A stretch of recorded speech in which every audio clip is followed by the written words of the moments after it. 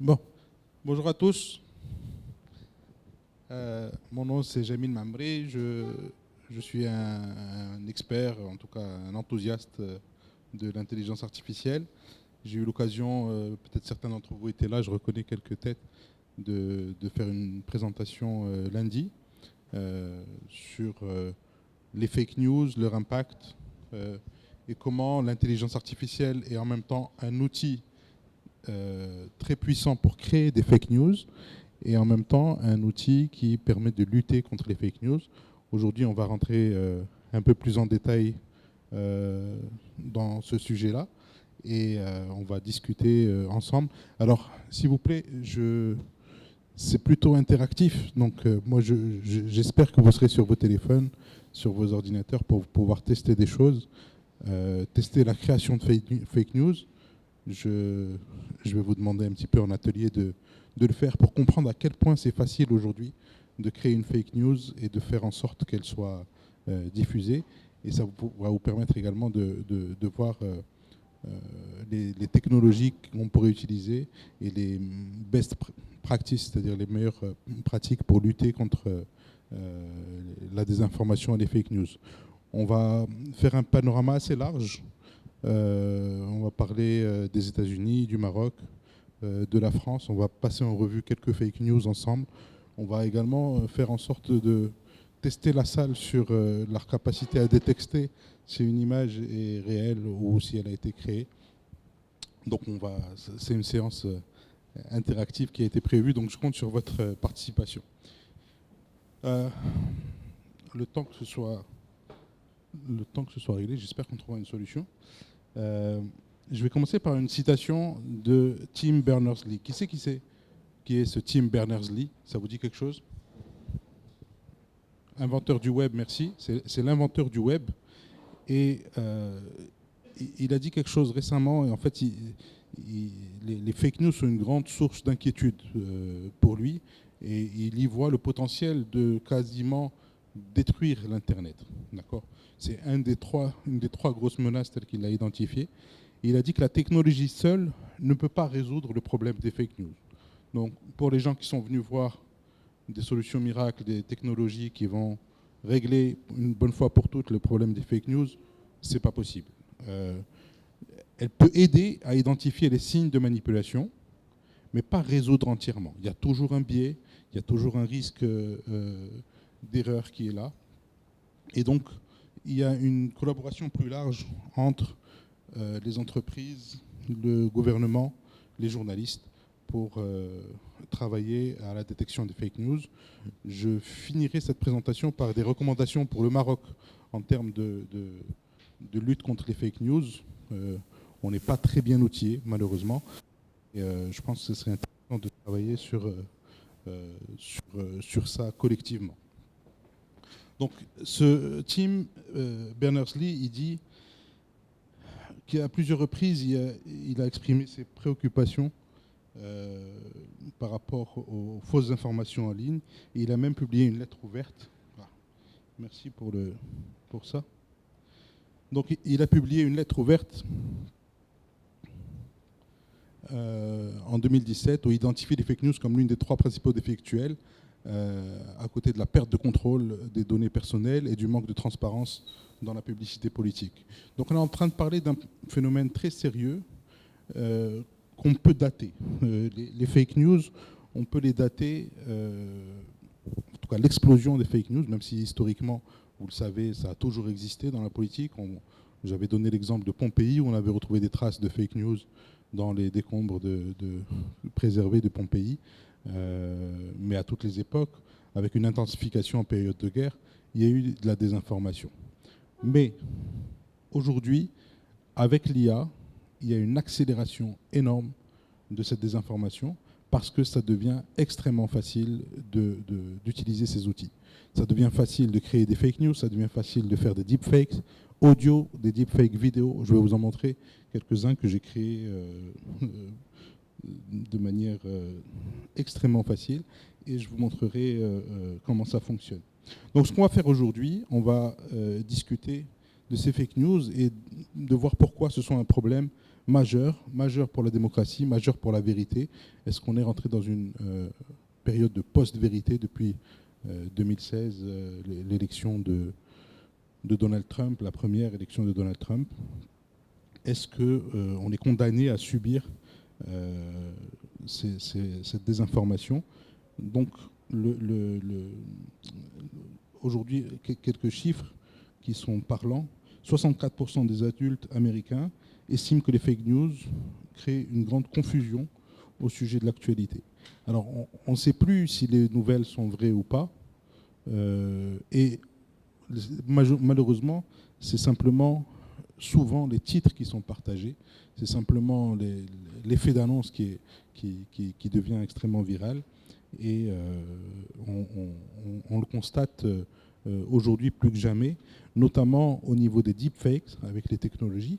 Avant, les deepfakes existaient, mais c'était extrêmement compliqué et extrêmement visible aussi, c'est-à-dire il fallait toute une équipe de production, un journaliste français, notamment Carl Zero, qui utilisait ça régulièrement dans ses émissions, mais aujourd'hui ça devient à la disposition de tout le monde.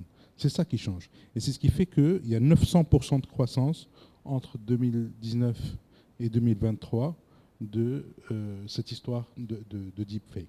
D'accord ? Alors vous savez tous ce que c'est un deepfake, hein, c'est une vidéo ou un audio ou une image qui a l'air vrai mais qui ne l'est pas. Il y a toujours une intention derrière ça. Ça peut être, comme dans le cas de Carl Zero à l'époque, de conscientiser et de faire rire, mais ça peut être aussi à des fins politiques beaucoup moins louables. Ça peut être quelque chose qui est utilisé pour déstabiliser des entreprises concurrentes, des États adversaires politiques, etc. Et comme je vous le disais, 92% des internautes ne lisent que les titres avant de partager une information. Et c'est ce qui fait que cette rapidité de la diffusion de l'information, il suffit que je lise le titre, je n'ai pas besoin de lire tout l'article pour que ce soit diffusé et pour qu'on nous-mêmes on agisse comme vecteur de diffusion des fake news. Alors, les enjeux de cette conférence, c'est de comprendre comment les fake news sont produites et diffusées, de découvrir quelques outils technologiques qui permettent de les détecter et échanger les bonnes pratiques pour s'informer intelligemment. Alors rapidement, je vais me présenter. Comme je disais, je suis Jamil Mamri, je dirige une entreprise depuis une vingtaine d'années qui est dans le digital et depuis 5 ans maintenant qui fait beaucoup d'intelligence artificielle, des masterclass, du consulting en intelligence artificielle, aussi bien pour des grandes entreprises au Maroc, à l'étranger, et également pour le gouvernement sur la partie veille stratégique. Donc la notion des fake news et dans la veille stratégique est extrêmement importante. Donc j'utilise ces outils-là de manière quotidienne. Alors, quelques informations plus précises sur moi. J'ai coécrit avec ChatGPT le premier article qui est dans la presse marocaine, dans l'Économiste, en février 2023, qui a été entièrement généré par ChatGPT. Ça s'est passé de manière très simple. Le journaliste m'a appelé pour me poser des questions. Ça faisait déjà quelques articles que je publiais dans l'Économiste.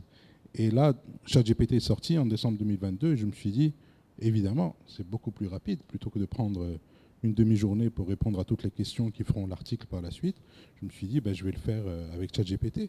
Et ça s'est fait avec, je ne sais pas, en moins de 20 minutes. Tout l'article a été...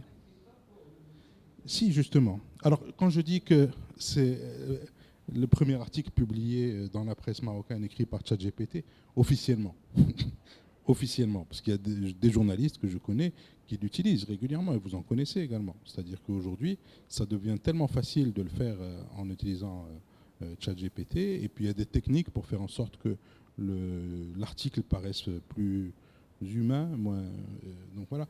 Mais ne serait-ce que pour la réflexion, c'est utilisé et carrément de manière... je serais curieux de savoir s'il y a des journalistes de la presse écrite parmi nous, le nombre de gens qui l'utilisent régulièrement leur production écrite. Est-ce que des gens l'utilisent pour la production écrite chez vous?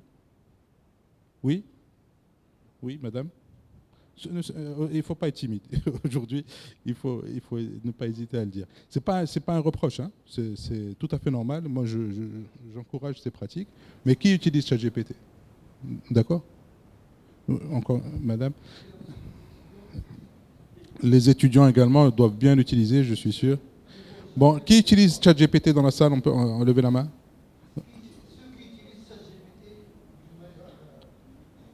Bon, on voit que tout le monde, sauf Mourad, peut-être, qui est pas fan. Si, un peu? Oui, quand même.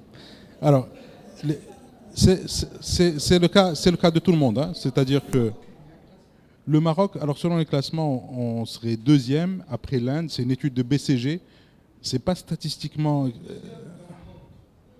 c'est pas statistiquement valable à Aziz, hein. C'est-à-dire que ça a été fait que sur une certaine population dans les entreprises, etc.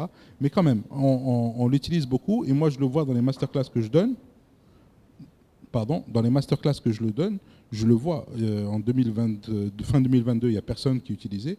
Aujourd'hui, c'est la majorité des gens qui lèvent la main et même qui utilisent la version payante parce qu'elle donne de bien meilleurs résultats et qui n'utilisent pas seulement ChatGPT, qui utilisent également Claude AI qui marche très très bien, DeepSeek maintenant, le chinois, qui est gratuit et qui fonctionne très bien.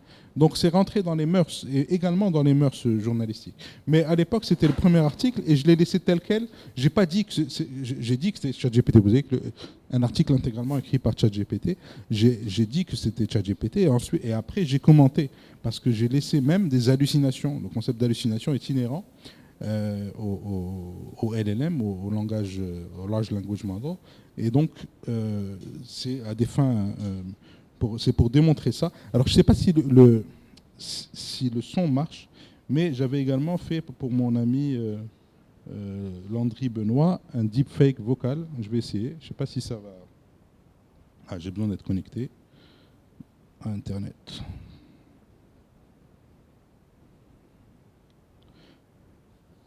Donc j'ai entraîné une IA sur la voix de Landry Benoît. Qui connaît Landry Benoît? Qui était un journaliste qui était à tel quel, bravo, qui faisait le scan. Alors j'espère qu'on va pouvoir écouter sa voix.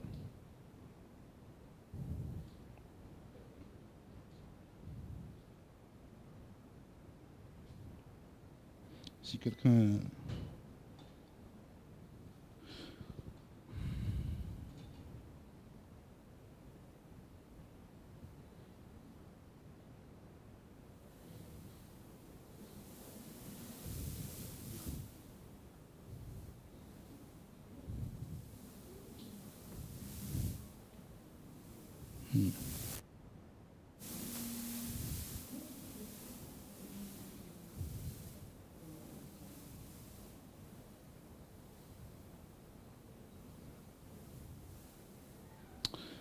S'il y a un technicien qui peut me connecter au Wi-Fi de l'école, ce serait apprécié.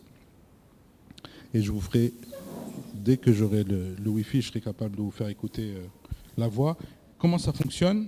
On utilise un outil on peut lui donner 1 minute d'enregistrement de la personne, juste 1 minute, et ce qui est disponible sur YouTube, etc., sur le scan qui passait sur tel quel. Et donc, à partir de là, il est capable de cloner cette voix, d'accord? Et on peut lui écrire un texte qu'on peut générer également avec des l'IA. Et à partir de ce texte-là, il va le lire avec le ton, l'intonation, le timbre de la voix de Landry dans cet exemple. Donc, c'est extrêmement facile, c'est même déroutant à quel point c'est facile de créer des deepfakes. Et en l'occurrence, un deepfake vocal, mais je vous ferai également la démonstration d'un deepfake visuel qui a été fait. Donc, quelques statistiques sur l'information. Il y a une étude du MIT qui a montré en 2018 que les fake news se propagent 6 fois plus vite que les vraies informations. 6 fois plus vite que les vraies informations. C'est pour ça qu'on se retrouve avec une diffusion des fake news et les réseaux sociaux ont beaucoup contribué à ça. Parce qu'au début des années 2010, les actionnaires de Facebook à l'époque, Meta aujourd'hui, ont dit qu'ils voulaient plus d'engagement. Plus d'engagement, c'est-à-dire plus de likes, plus de partages. Et c'était ça qui allait créer la valeur, parce que si on dit qu'il y a plus d'engagement, eh ben, il y aura plus de publicité et plus de revenus pour les actionnaires. C'est de là que ça part. D'accord ? Mais en faisant ça, et ce n'est pas juste Facebook, YouTube a fait la même chose, mais en faisant ça, on a encouragé la création des fake news, parce que finalement, ce qui était important, c'est pas de savoir si les nouvelles sont vraies ou pas, mais c'était de réellement qu'elles soient... Il y a un problème de... Si elles étaient diffusées, c'était gagné, et donc on a moins prêté attention à la véracité de l'information et plus à son côté viral et à sa capacité à être partagée. Et évidemment, ce qui choque le plus est plus partagé. D'accord ? Et on a clairement attribué, il y a des rapports qui ont été faits, qui ont clairement attribué des grosses dérives dans le monde, notamment le massacre des Rohingyas ou en Birmanie également, où il y a eu des véritables... Il y a eu 25 000 morts qui ont été beaucoup attribués à la diffusion de fausses nouvelles. Voilà. Et ça, c'est problématique, parce on a l'impression que c'est un jeu, mais en réalité, ça a des impacts sur des vies humaines, ça déstabilise des pays, ça crée des guerres. Donc, les fake news se diffusent beaucoup plus que les news normales. Et 83% des internautes, selon une étude de 2023, montrent que 83% des internautes sont préoccupés par la propagation des fake news. C'est un problème qui est reconnu par 8 personnes sur 10.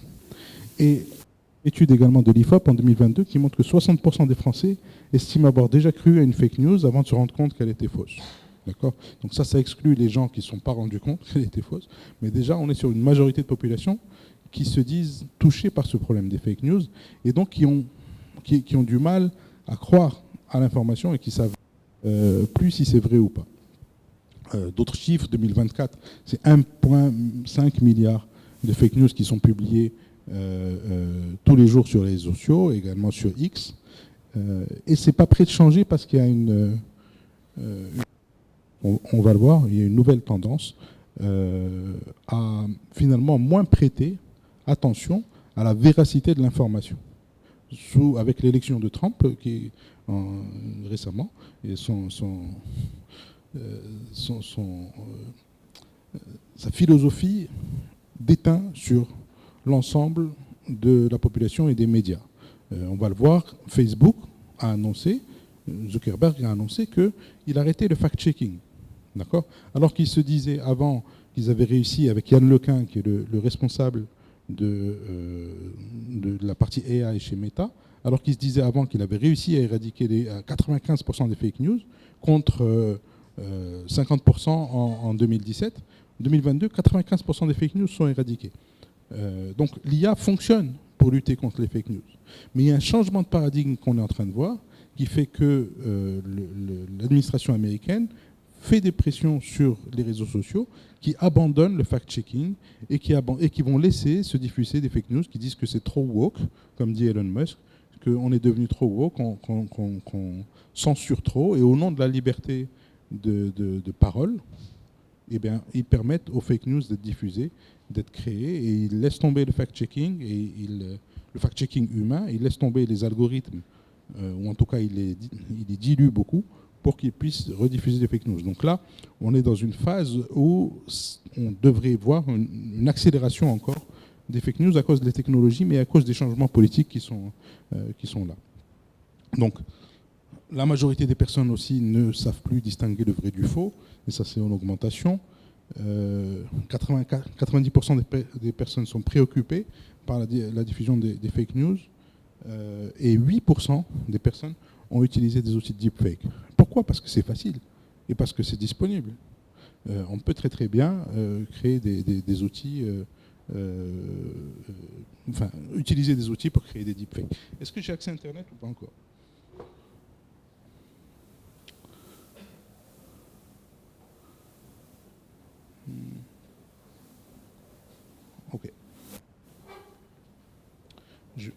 vais voir si ça marche. Non. Ah oui. C'est-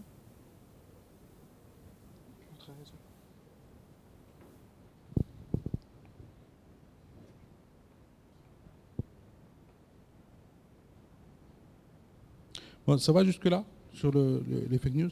Qui a déjà utilisé des outils pour faire des deepfakes parmi vous? Oui? Oui?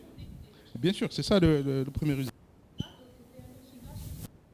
Lequel?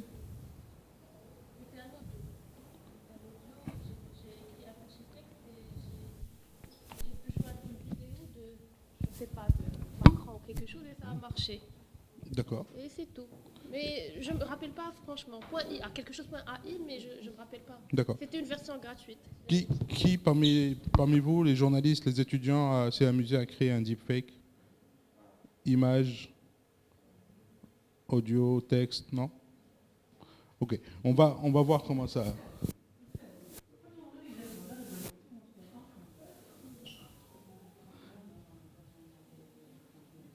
Non? Jamais utilisé? Ok.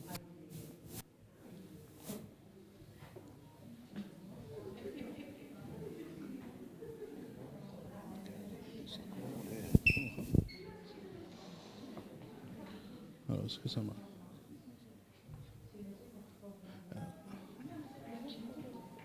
Quel est le système de son?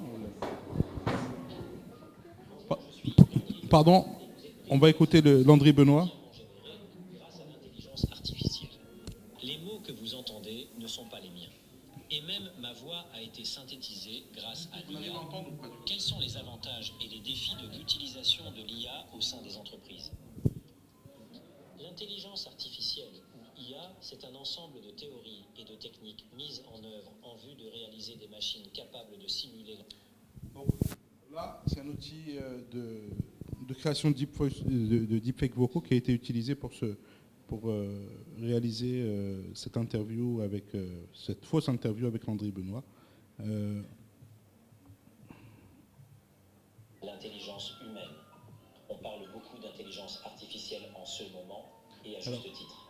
Vous voyez que des fois, j'ai avancé ça, j'ai laissé volontairement, il y a des petits glitches qui permettent encore de reconnaître. Donc ça demande une petite technicité pour complètement faire en sorte que ce soit humanisé, mais quand même, ça a pris 5 minutes pour créer le deepfake vocal. Alors je parlais d'un autre deepfake, cette fois-ci vidéo, qui a été créé avec un outil qui s'appelle... j'ai oublié son nom, pourtant je l'utilise régulièrement. HeyGen. L'outil s'appelle HeyGen. Qui c'est qui a entendu parler de HeyGen?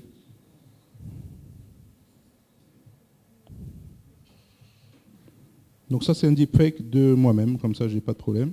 Chers participants à la masterclass AI du domaine agricole, je voulais prendre 2 minutes et vous envoyer cette vidéo pour vous remercier de la qualité de nos échanges lors de cette masterclass AI. We were able to establish a shared understanding of the positive influence that artificial intelligence, AI, can have on enhancing the productivity of businesses in general, with a specific focus on the agricultural sector and more specifically within agricultural domains. I hope you enjoyed the various use cases we created for you.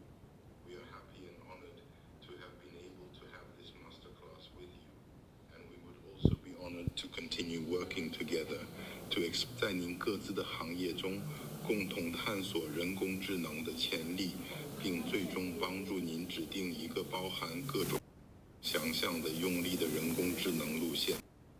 再次感谢您，我和我在 iQuarters 的同事们愿意继续就人工智能展开讨论。谢谢，再见。Ok.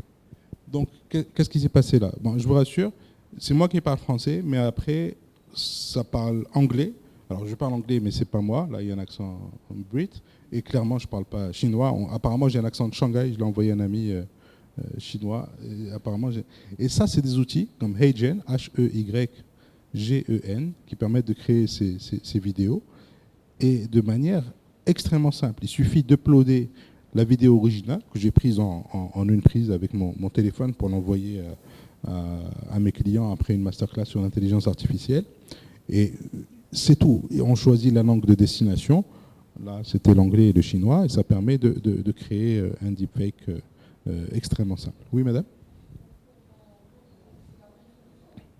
Oui, c'est la même solution. Alors, vous voyez que c'est ma voix. C'est ma voix, mais dans une autre langue. D'accord? Non, ça s'appelait Wondershare, pour la partie... Non, c'est pas Meta. Et il y en a une autre qui est extrêmement puissante, la meilleure pour ce qui concerne l'audio. L'outil s'appelle 11 Labs. 11 en anglais. 11 Labs, ça vous permet de créer des deepfakes audio très simplement, et on peut s'amuser à cloner la voix de Momo ou de n'importe quel journaliste ou personnalité politique. D'accord. Alors ça marche très bien en français, ça marche un peu moins bien en Darija avec les accents. Maintenant, ChatGPT parle Darija, mais pour faire un deepfake en Darija, c'est plus compliqué parce qu'il y a un accent, soit un accent égyptien, soit libanais, soit Hada, et l'accent marocain n'est pas encore très bien maîtrisé dans ces outils-là. D'accord? Alors, je vais...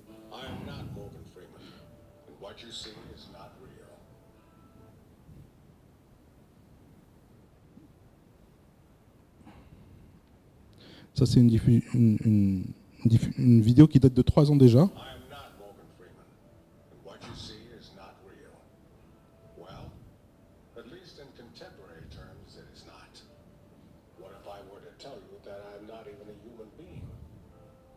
Would you believe me? What is your perception of reality? Is it the ability to capture, process, and make sense of the information our senses receive? If you can see, hear, taste, or smell something, does that make it real? Or is it simply the ability to feel? I would like to welcome you to the era of synthetic reality. Now, what do you see?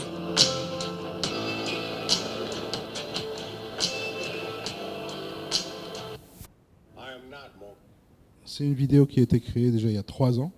Aujourd'hui, n'importe qui peut créer une vidéo comme ça. C'est un deepfake de Morgan Freeman et qui interpelle, qui interroge en disant c'est quoi la réalité? Si c'est votre capacité à voir, à écouter, etc., il faut repenser, repenser votre système de croyance, parce qu'aujourd'hui, on est très simplement capable de dépasser ça.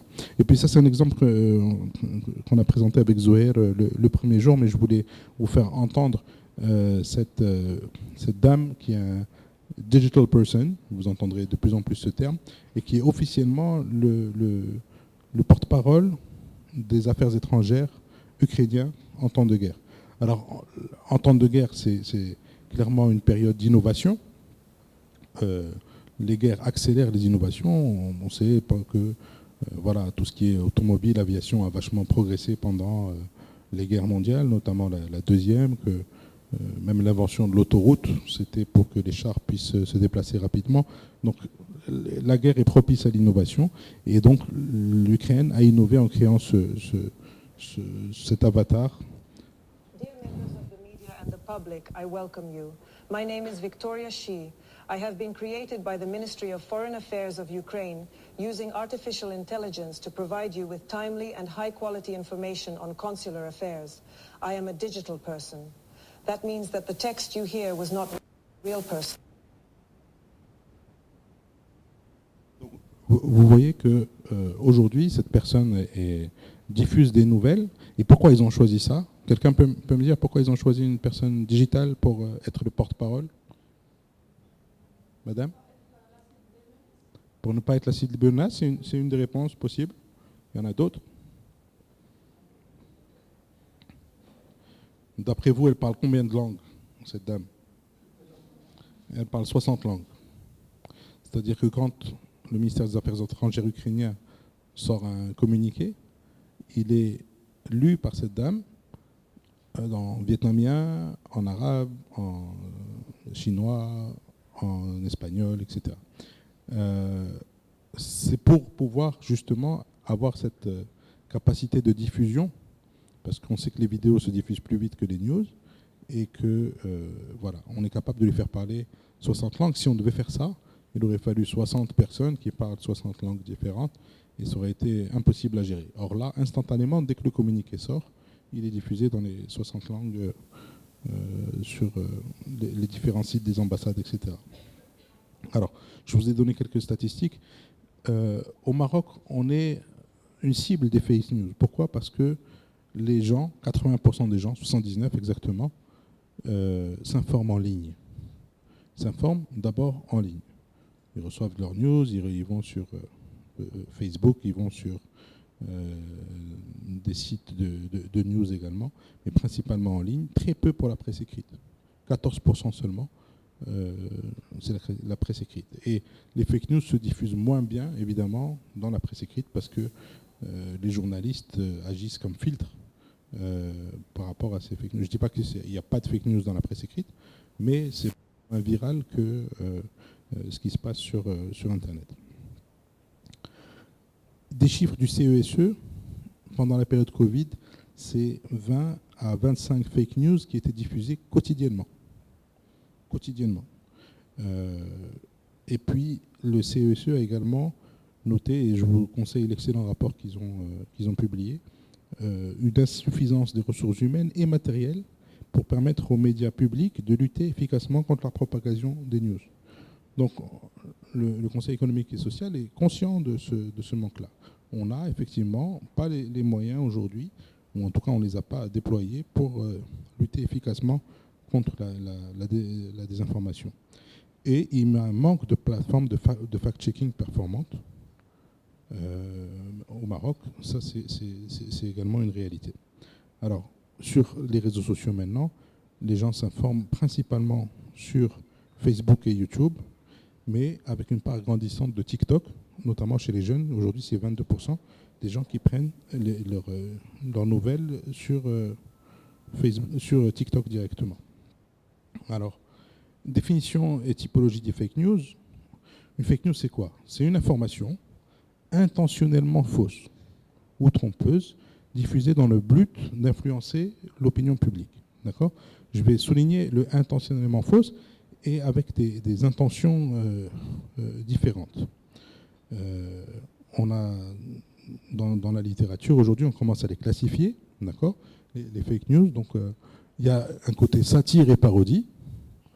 Un média comme Logographie en France, Logographie fait régulièrement publie des fake news, mais c'est intentionnel et c'est assumé dans le but de faire rire. Voilà, donc ils vont sortir des nouvelles dans le but de faire rire qui sont fausses. Mais il y a d'autres intentions. Il y a un usage abusif des vraies informations sorties de leur contexte. Alors ça, il y a eu par exemple une diffusion suite au sommet sur l'intelligence artificielle à Paris d'une vidéo où on voit Macron ne pas serrer la main à Modi, le président indien, qui était le co-président du sommet de Paris sur l'intelligence artificielle. Donc on le voit serrer la main des gens autour, mais pas à Modi. Et ça a été repris par des médias indiens et par beaucoup de médias pro-russes qui ont dit que Macron snobait le président indien. Or, ce n'est pas vrai. Et ce n'est pas un deepfake. D'accord ? C'est juste une vidéo sortie de son contexte. Il a accueilli Modi à l'entrée du sommet. Il est rentré avec lui, il est arrivé dans la salle. Modi allait s'installer et il a ensuite dit bonjour aux gens qui étaient autour de Modi. Mais les médias qui intentionnellement voulaient nuire à la réputation de la France dans sa relation qu'ils essayent de consolider avec l'Inde, ils ont pris le passage, seulement le passage où on va snober, ne pas serrer la main de Modi pour dire voilà, la France ne respecte pas l'Inde. Et donc, les informations, il n'y a pas nécessairement besoin de deepfake pour le faire. Il y a ce qu'on appelle les cheap fakes. Les cheap fakes qui sont une manière de faire de la désinformation. Je ne sais pas si vous vous rappelez d'une vidéo de Joe Biden qui était complètement perdu au G7 et il ne savait pas où il était, un peu désorienté, etc. Mais ça, ils ont simplement changé la vitesse, d'accord, et pris un angle où en fait il parlait à des gens des services secrets américains, mais on le voyait comme s'il parlait tout seul et comme s'il était perdu, et les gens analysaient ça comme il est sénile, il est plus capable de diriger son pays. Et simplement, elle a été juste ralentie, la vidéo. C'est un footage, un angle particulier, elle a été ralentie. Monsieur, oui. Oui. Exactement. Exactement. Des montages. Donc l'IA, c'est un accélérateur parce que ça permet de générer des vidéos, d'ailleurs, ou des photos. Et si vous voulez, on va s'amuser à en créer tout à l'heure. Mais l'idée, ça existait avant, avec des techniques moins de montage ou d'accélération, de ralentissement, etc., ou de prise de vue. Mais maintenant, on peut carrément créer ce qu'on veut. Donc, les fausses attributions, c'est la troisième typologie, le contenu fabriqué, complètement inventé. Ça, c'est ce qui est nouveau, c'est les deepfakes, qui sont accessibles au grand public, ou les faux articles, ou le contenu manipulé, c'est-à-dire des images, des vidéos modifiées pour tromper le spectateur. Alors, le président Macron s'en est amusé. Lui-même a sorti une vidéo où il fait un best-of des parodies qu'il y a de lui qui chante, lui qui est en MacGyver ou qui est en rappeur. Il l'a fait pour attirer l'attention des gens sur la facilité de créer des deepfakes. Je ne vous montrerai pas la vidéo, mais elle est disponible partout sur Internet. Mais il a utilisé des deepfakes qu'on a créés sur lui pour dire attention à la désinformation. Et puis, alors là, je peux mettre un disclaimer, d'accord ? La prochaine news que vous allez voir est fausse, d'accord ? Je l'ai créée à des fins pédagogiques. Elle n'existe pas et je n'ai aucune intention de faire du mal à qui que ce soit en vous la montrant. Oui ?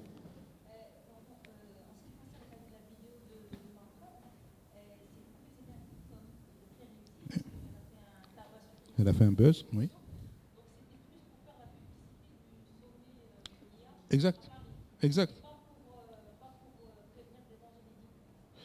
Je pense que les intentions étaient doubles sur ça, parce qu'il à chaque fois qu'il a présenté ou qu'on lui a parlé de cette vidéo, il a dit que c'était pour attirer l'attention. Exactement.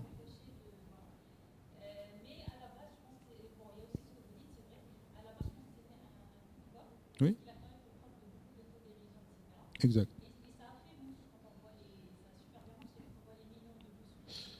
Alors, en termes de diffusion, oui. En termes d'image, c'est discutable. Oui. C'est discutable. Et puis, ça vient aussi à une période où il est la cible lui-même de deepfake et de fake news qui viennent des États-Unis.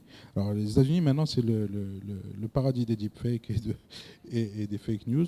Il y a une journaliste très connue qui se pose la question publiquement pendant des heures à grande écoute si Brigitte Macron est un homme. Où il y a des vidéos où on voit Macron en train de nager avec un homme et d'avoir une proximité avec lui. Et donc, oui, les présidents sont la cible de deepfake. Parfois, c'est fait pour amuser, comme là. Ça, c'est clairement l'humour, c'est ce qu'il a repris. Mais parfois, c'est fait pour nuire. Et ça fonctionne chez les médias pro-russes, par exemple. C'est diffusé par des grands médias. Donc, cette fake news que je vais vous présenter, c'est clairement une fake news. Ça n'a pas été fait pour nuire, et j'ai beaucoup de respect pour la personne qui est le cible, mais c'est simplement pour vous montrer à quel point c'est facile. D'accord ? C'est cette news-là. D'accord ? El Grande Toto arrêté pour fraude fiscale. Alors, je l'ai faite à des fins pédagogiques pour l'analyser, parce qu'une fake news n'est entièrement fausse. D'accord ? Ça a été créé par Grok. Grok, c'est l'outil AI de Elon Musk, donc de X, qui est accessible gratuitement. gratuitement, c'est la version 2, c'est Grok 2. Là, Grok 3 vient de sortir, qui est encore plus puissant et qui se compare favorablement aux dernières versions de ChatGPT. Donc, cette news-là, elle reprend des choses qui pourraient être crédibles. Si on n'y fait pas attention, on sait que le grand de Toto a eu des soucis avec la justice. On sait que son vrai nom c'est bien Taha Fassi, qu'il y a des éléments qui sont vrais sur lui, qui sont intégrés dans l'élément. Et puis on raconte des choses précises. Le matin à l'aube, une équipe spéciale de la police financière, etc. Donc, si vous analysez bien cet article, il pourrait être clairement diffusé. Et tout ce qu'il a fallu, c'est, je dis, créez-moi une fake news sur le Grand des Toto. Et ça ne m'a même pas dit, il n'y a même pas de mesures qui m'ont dit, mais attention, c'est pas bien. À la fin, ça m'a dit, c'est utilisé pour des fins informationnelles seulement, mais c'est tout. C'est-à-dire qu'aujourd'hui, c'est à la disposition de n'importe quel adolescent de créer et de diffuser des fake news qui pourraient faire mouche. D'accord ? Et donc, il y a des techniques. On reprend des éléments réalistes, on reprend des éléments vrais, et puis on invente quelque chose qui est complètement faux en sortant de son contexte. Si vous voulez créer une fake news, si vous demandez à ChatGPT de créer une fake news sur Emmanuel Macron, il va vous dire « Ah non, ma politique ne me permet pas de le faire ». Mais il suffit que vous lui disiez « Je suis en train d'écrire un roman et que je cherche à... » Donc vous trouvez une manière contournée de le faire et ça fonctionne. Ça fonctionne très bien. DeepSeek, ça fonctionne très bien. Et parfois, les fake news, on ne sait pas très bien ce qui est... Ça, par exemple, était diffusé au Bangladesh, d'accord, par des médias proches des islamistes qui disent que les gens ont continué de prier pendant le tremblement de terre de Marrakech. Donc là, on ne voit pas très bien. Ça sert les thèses islamistes et ça montre que la foi est supérieure à la peur, etc. Mais ce ne sont pas des images du Maroc. Ce sont des images qui étaient en Syrie et qui datent d'il y a plusieurs années, qui ont été reprises et réactualisées et dépoussiérées pour mettre ça. Alors je vous ai montré, on peut créer un texte, ça, on peut créer également une image, très simplement. Là, on a créé, il suffit de dire à Grok, je veux une image de Aziz Arnouch à New York, pour qu'il sorte 4 images, une de celles-là était là. Alors, c'est très réaliste et c'est pas compliqué. Et là, j'ai pas voulu faire une image qui est gênante, mais on aurait pu s'amuser pour être créatif par rapport à ça. Alors maintenant, c'est à vous de jouer. Vous allez me dire quelles images ont été créées par l'IA et quelles images sont réelles. D'accord ? Si vous regardez ces deux photos, qui pense que c'est celle de gauche, celle-là. Celle-là, c'est IA. Levez la main, ceux qui pensent que c'est celle-là, l'IA. À cause des mains, oui. C'est un bon réflexe de regarder les mains. OK. Qui pense que c'est celle-là?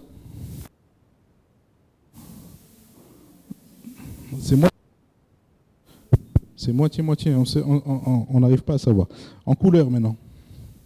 Qui pense que c'est la dame qui est... créé par l'intelligence artificielle.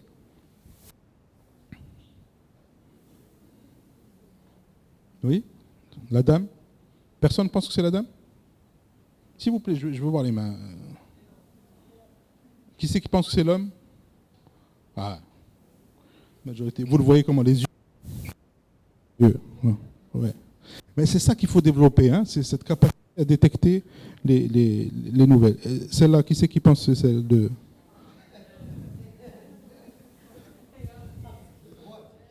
Celle de droite, Musk et Zuckerberg, bien sûr. Les 6 images que vous venez de voir ont été créées avec l'intelligence artificielle. Il n'y en a aucune de vraie. Donc, on n'arrive vraiment plus à faire la différence.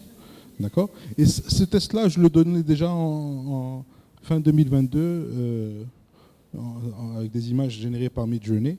Et je le donnais déjà. Et les gens se trompaient. Mais de plus en plus, dans les masterclass que je donne, je commençais à voir... Les deux sont créés par l'intelligence artificielle. Donc les gens commençaient à voir. Alors, du coup, je l'ai fait.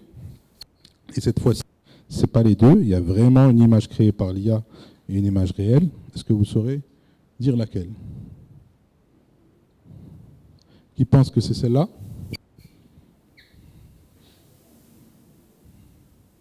Ok. Qui pense que c'est celle-là? La réponse, c'est celle-là qui a été créée avec l'IA. Eh bien, comment on peut détecter? On peut de moins en moins en réalité.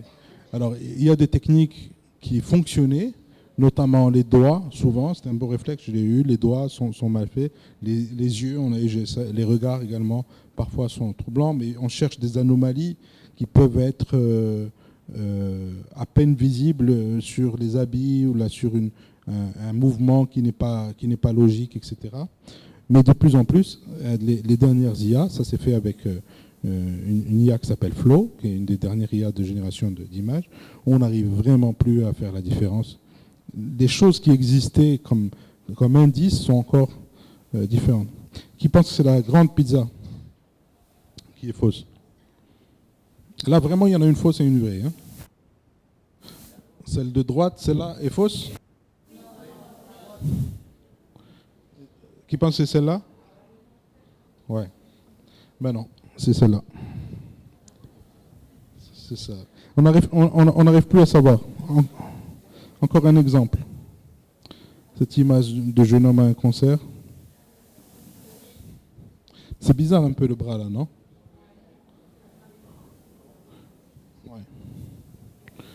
Ben non, c'est celle-là. Donc on n'arrive plus à savoir ça. Et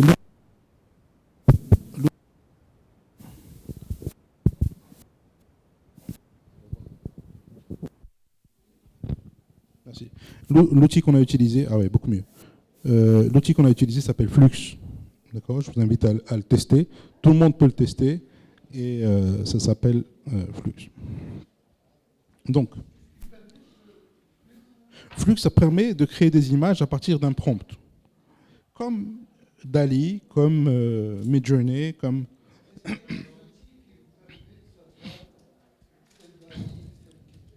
oui, il y a des outils de détection, mais ils ne sont plus très viables avec ces dernières technologies.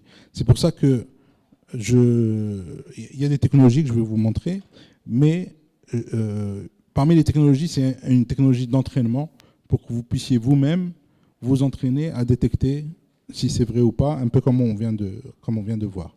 Parce que c'est une course entre les IA qui deviennent de plus en plus fortes et les détecteurs. Et donc il y a un biais, et donc on ne peut pas faire confiance exclusivement à ces outils-là, et il vaut mieux développer son esprit critique nous-mêmes.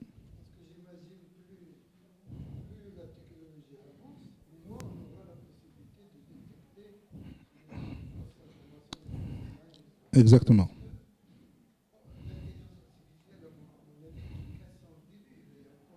Exactement.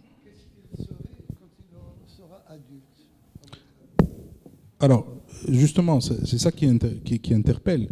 Quand on voit les outils, quand j'ai fait ma recherche pour préparer cette conférence, il y a pas mal d'outils qui sont remontés, d'accord? Mais pas mal qui ne fonctionnent plus.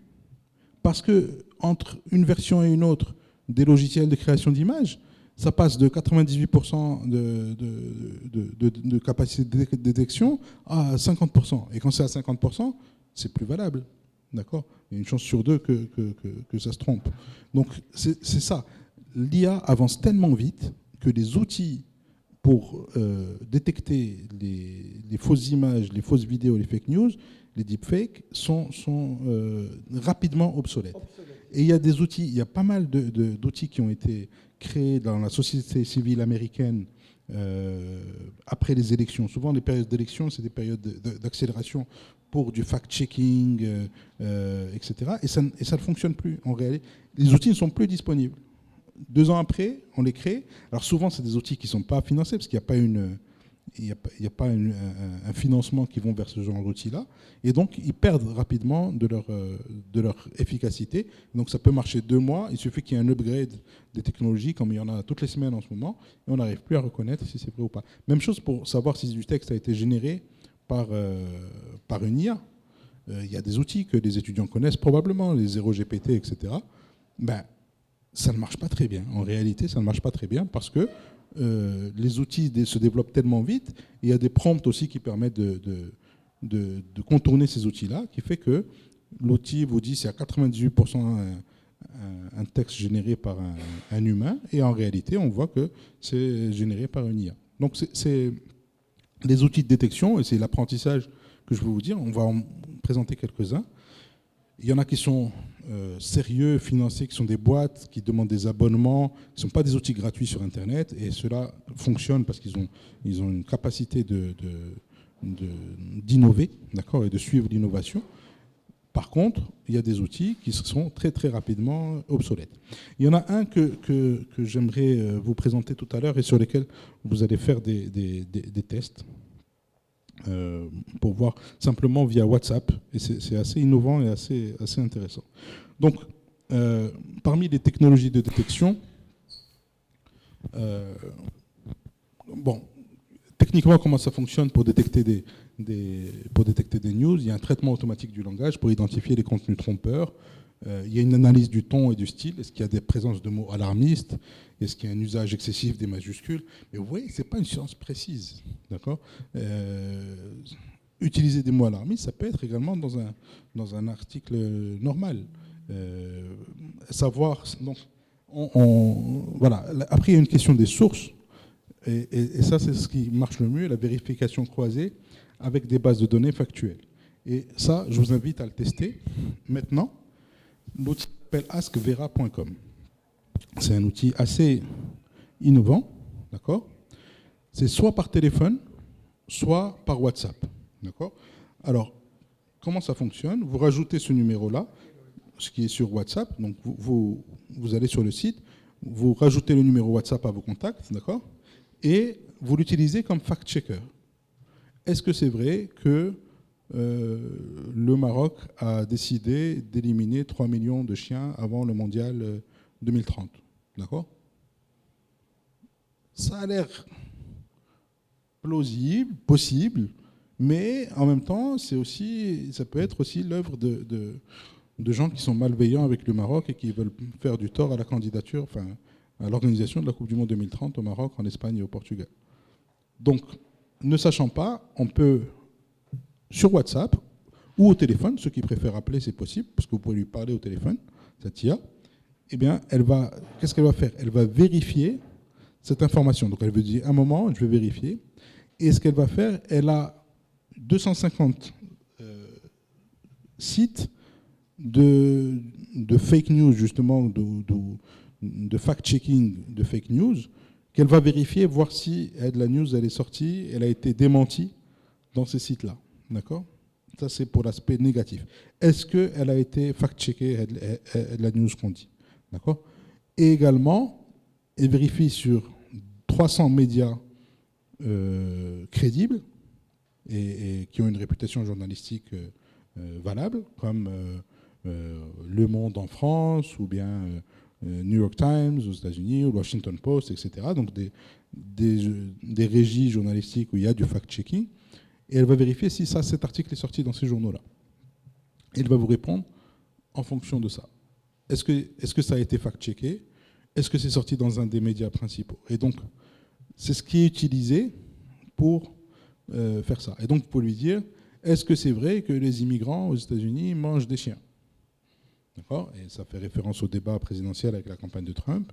Et ça va vous dire, ben non, il n'y a pas eu de preuves, ça n'a pas été prouvé, parce que cette information a été fact-checkée plusieurs fois.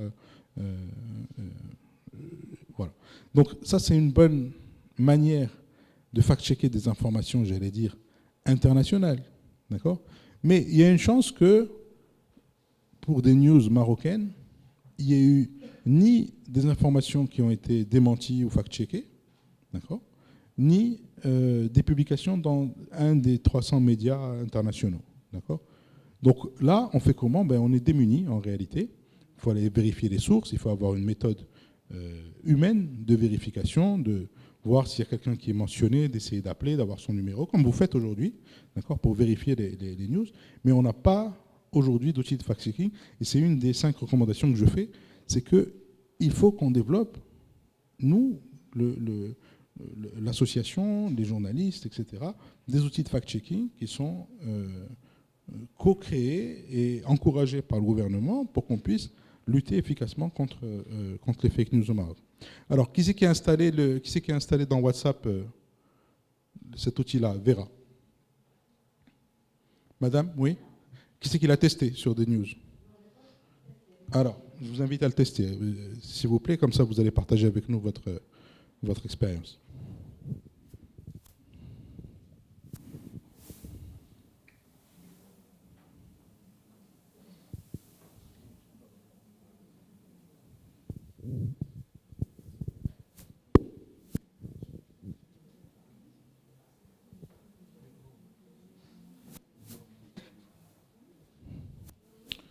Alors, je donne 3 outils ici pour répondre à votre question, c'est Aziz. Il y a 3 outils. Vous avez posé la question comment faire pour détecter si une image est fausse ou pas. Alors, d'abord, développer son propre esprit critique. C'est vraiment ce que je recommande. Et là, c'est un outil qui a été développé par l'université Kellogg aux États-Unis, qui vous entraîne à vous dire cette photo, est-ce que c'est une deepfake ou pas, cette photo, c'est une deepfake ou pas. Et mine de rien, j'ai trouvé ça extrêmement efficace pour développer son œil et son propre esprit critique par rapport aux images. On développe des réflexes ensuite de vérifier certains éléments de contexte pour savoir si l'image est crédible ou pas. D'accord ? Donc le premier conseil, c'est développer son propre regard critique.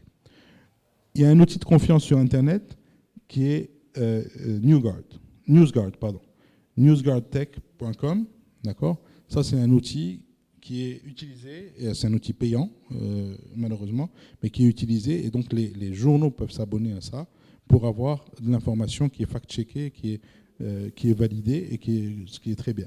Et le dernier également, c'est Reality Defender, qui permet de voir si c'est un deepfake ou pas, d'accord ? Et ça aussi, c'est crédible et c'est financé. Et donc, de plus en plus, il y a des outils qui sont financés, qui sont des entreprises, pas des associations, pas des initiatives. Les associations, elles ne sont pas pérennes, d'accord ? Comme elles ne sont pas financées, rapidement les projets meurent. Mais les 2 HEDO sont des solutions qui vont permettre aux médias de faire la part des choses en termes de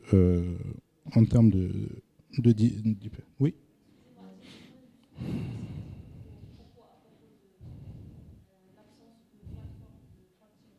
Mm-hmm.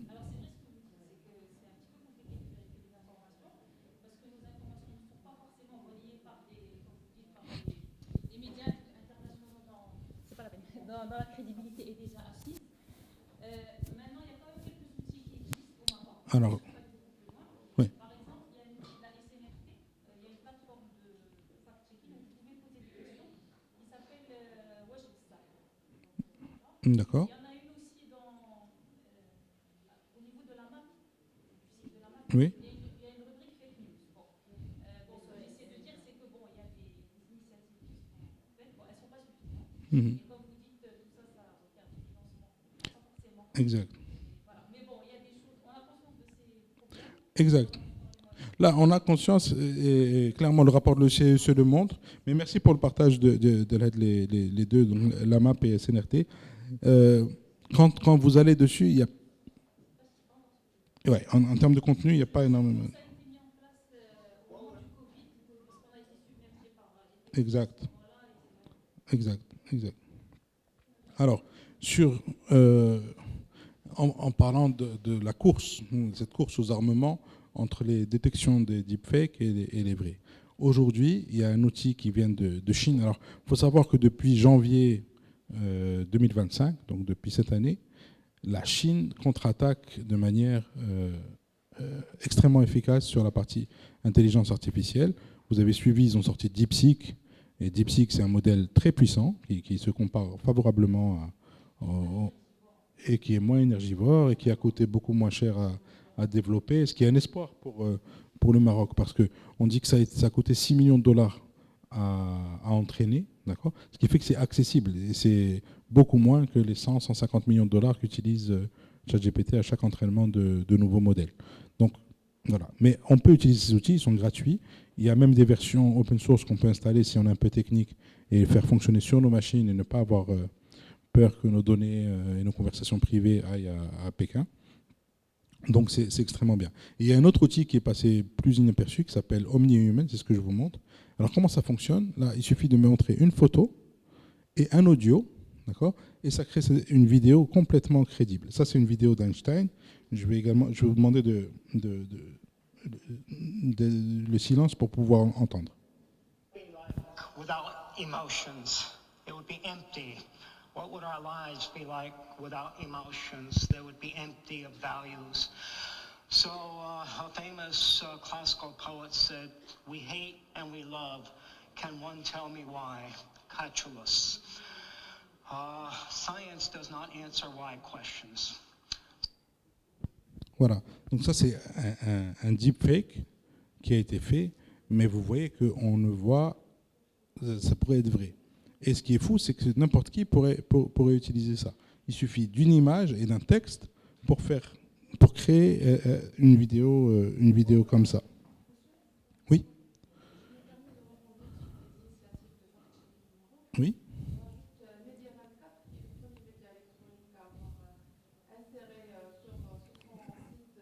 Une rubrique. Oui.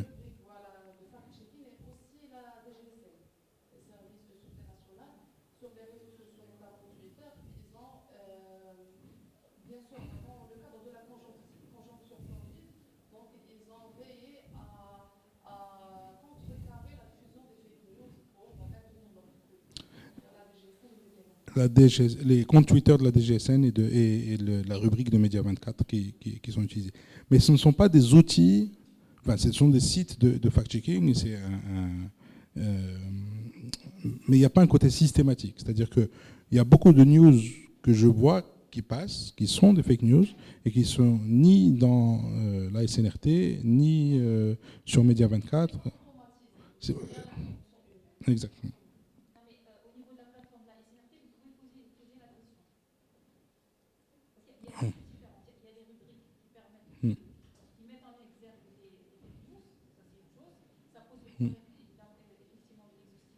Oui. Mais il y a des plateformes comme celle de la SNRT où vous pouvez poser une question pour essayer de savoir si l'information est véridique ou pas. Mais bon, je suis sûr que ce ne sont pas des outils qui sont encore parfaits, etc. Il y a du chemin. Il y a des efforts qui sont faits. Très bien. Merci pour la précision. Alors, limites et défis, justement. Pourquoi les technologies ne suffisent pas? La première chose, c'est que les fake news évoluent constamment. Il y a un contournement des algorithmes. C'est qu'on n'arrive pas à suivre le rythme de l'innovation, d'accord, pour détecter. Donc, j'ai lu, j'ai pas testé, mais j'ai lu que les vidéos qui étaient créées par OmniHuman, comme celle d'Einstein que je vous ai montré, passaient largement le test de la détection des fake news. Donc, il y a une course par rapport à ça. Il y a aussi un biais algorithmique. Il y a un risque de fausse alerte. C'est-à-dire que, comme ce sont des outils qui ne sont pas exacts, c'est pas binaire, c'est pas oui ou non, c'est 80% de chances que ce soit une fake news ou des choses comme ça. On peut générer des faux positifs comme au niveau du Covid. Et là, contribuer à la diffusion de la mauvaise information. Et ça a un impact. Alors, j'avais prévu de faire une rubrique où je détaillais l'impact de ces fake news, parce qu'on se dit, bon, à la limite, c'est des fake news, ça passe, et puis qu'est-ce qu'il y a comme conséquence? Mais je vous ai raconté tout à l'heure que 25 000 morts en Birmanie, au Myanmar. On peut voir également des informations qui causent la chute des cours de bourse d'entreprises, ou même, par exemple, il y a un deepfake d'une explosion au Pentagone, il y a 2-3 ans, qui a fait chuter le Dow Jones de 0,5%. Ça a été vite corrigé, et on s'en est rendu compte. Mais quand même, pendant cette heure où le marché a réagi, mais il y a des gens qui sont enrichis, il y a des gens qui sont appauvris, il y a eu un gros impact. Ou bien, en 2022, il y a eu un deepfake de Zelensky qui appelait à la reddition de l'Ukraine et qui a été détecté en quelques heures. Mais déjà, des milliers de personnes l'avaient partagé. Donc, ça finit par les gros deepfakes finissent par être découverts. Ceux de Joe Biden, ceux de Trump, ceux de Kamala Harris finissent par être découverts. Ceux qui ne sont pas grossiers, ceux qui sont subtils et qui ont cette capacité de viralité. Mais ça vaut quand même le coup pour les gens malveillants de les utiliser parce que pendant les quelques heures où il y aura une déstabilisation, on ne saura pas si c'est vrai ou pas, mais on a déjà un gros impact qui est fait. Alors, la solution, c'est quoi? C'est une stratégie hybride, IA et humain, d'accord? Ne pas se fier uniquement à un algorithme, mais croiser les sources, aller chercher des sources fiables et faire son travail de journaliste, j'allais dire. Il faut également développer une genre de literacy, d'éducation numérique, comme le montre cette conférence, pour savoir un petit peu, pour éduquer les gens, mais également le grand public, pour utiliser des outils comme celui-là, savoir si c'est l'outil de savoir le botometer pour savoir si c'est un compte ou un bot qui diffuse l'information sur Twitter, ou comme mediabiasfactcheck.com qui peut être également une plateforme intéressante. Et donc toujours vérifier, ça c'est le credo. Il y a des outils de fact-checking, j'en ai mis quelques-uns, notamment ceux du Monde et de l'AFP qui sont plus à même de diffuser des choses sur le Maroc. Et voilà. Et donc, je vais finir sur deux informations qui datent d'1 an et qui vous montrent à quel point il y a un changement de paradigme. C'est que, là on voit Yann Lequin, d'accord, qui montre comment l'IA peut contribuer à stopper les discours de haine. Ça, c'est le responsable de Meta, Yann Lequin, qui est également un prix Turing sur l'intelligence artificielle. Et il a notamment beaucoup travaillé, après 2016, après le scandale de Cambridge Analytica, à réduire la diffusion de la désinformation dans Facebook et dans Instagram. Donc là, il explique comment ça fonctionne. Disseminate hate speech on Facebook. The best protection we have against this is AI systems. We couldn't do this in 2017, for example. 2017 AI technology was not good enough to allow Facebook and Instagram to detect hate speech in every language in the world. At that time, the proportion of hate speech that was automatically taken down by AI system on Facebook was around 23%, late 2017. Late 2022, 5 years later, that proportion was 95%. And what happened in between is progress in AI. Okay, so AI is not the tool that people use to, produce hate speech or disinformation or whatever. It's actually the best countermeasure against it. So what you need is just more powerful AI in the hands of the good guys than in the hands of the bad guys. I'm worried about the bad guys, but that's a great answer. Donc, ce qu'il dit, pour les gens qui parlent moi-même bien anglais, il dit la meilleure manière de lutter contre les fake news, c'est l'IA. Et Facebook, le taux de diffusion, on avait le taux de succès sur le fait d'arrêter des fake news était de 23% en 2017 et il est passé à 95%. Et ce qui a changé, c'est les progrès de l'IA, qui permettent de stopper les fake news au niveau de Meta. Mais j'ai voulu contrebalancer ça avec un speech plus récent de Mark Zuckerberg, d'accord, qui date de, je crois, janvier 2025, et qui explique que c'est la fin du fact-checking chez Meta et que c'est la fin des algorithmes de lutte contre la désinformation. Et donc, techniquement, on a la solution. Mais idéologiquement, on est passé dans une ère de la post-vérité à la Trump, où les gens s'alignent, les entreprises s'alignent et permettent clairement de diffuser de la fausse information. Alors, je vais vous montrer juste le début, c'est un peu long, mais je vais vous montrer juste. I want to talk about something important today, because it's time to get back to our roots around free expression on Facebook and Instagram. Donc, il parle d'expression, de libre expression. We had a speech in Georgetown 5 years ago about the importance of protecting free expression, and I still believe this today. But a lot has happened over the last several years. There's been widespread debate about potential harms from online content. Governments and legacy media have pushed to censor more and more. A lot of this is clearly political, but there's also a lot of legitimately bad stuff out there. Drugs, terrorism, child exploitation. These are things that we take very seriously, and I want to make sure that we handle responsibly. So we built a lot of complex systems to moderate content. But the problem with complex systems is they make mistakes.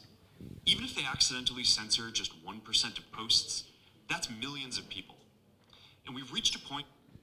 Donc, ce qu'il explique, c'est que même s'il ne se trompe à 1%, donc il y a un an, Yann Lequin, il dit on se trompe à 5%. Mais s'il se dit maintenant même 1%, c'est trop. Donc, au nom de la liberté d'expression, on va arrêter de fact-checker. Et on est dans une nouvelle ère de la désinformation et de autoriser et encourager. Et donc, si je reviens au Maroc, 5 recommandations pour le Maroc. Renforcer le cadre légal et réglementaire. Je sais qu'il y a des choses qui existent déjà, mais je pense qu'il faut être plus spécifique sur cet aspect-là, l'aspect réglementaire en numéro 1, ça peut être intéressant. Le deuxième, c'est créer un observatoire national de la désinformation. Alors, j'accueille les initiatives de la DGSA, également la SNRT, la MAP, mais il faut que ce soit un mouvement plus large et national, avec un observatoire de la désinformation qui soit transversal et non pas des initiatives privées ou publiques isolées. Développer des capacités de vérification des faits au niveau du fact-checking, on en a parlé. Sensibiliser et former la population à la littératie médiatique, c'est-à-dire un pays comme la Finlande, je le disais la dernière fois, fait ça très très bien. Dès l'école, on développe le sens critique des enfants parce qu'ils sont la cible de fake news, des informations russes importantes. Donc ça peut se faire au niveau de la jeunesse, mais également des personnes âgées qui sont plus à risque pour croire de la désinformation. Et collaborer également avec la plateforme numérique, continuer à bâtir des ponts avec Meta, avec X, etc. Donc en résumé, la désinformation, c'est un phénomène clairement amplifié par le numérique et par l'IA, mais la solution peut aussi passer par l'IA.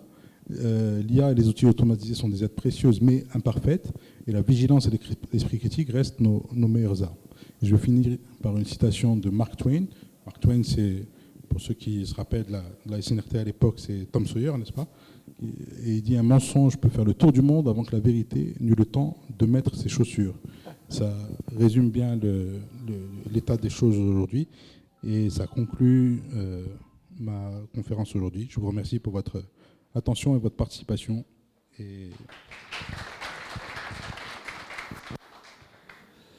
Un grand merci, M. Jamil. Franchement, très instructif. Je ne sais pas ce que vous en pensez, mais M. Jamil mérite beaucoup plus d'applaudissements, s'il vous plaît, pour ce qu'il a fait. Franchement, que ce soit hier, aujourd'hui, moi je suis très content par rapport à ce que je m'attendais.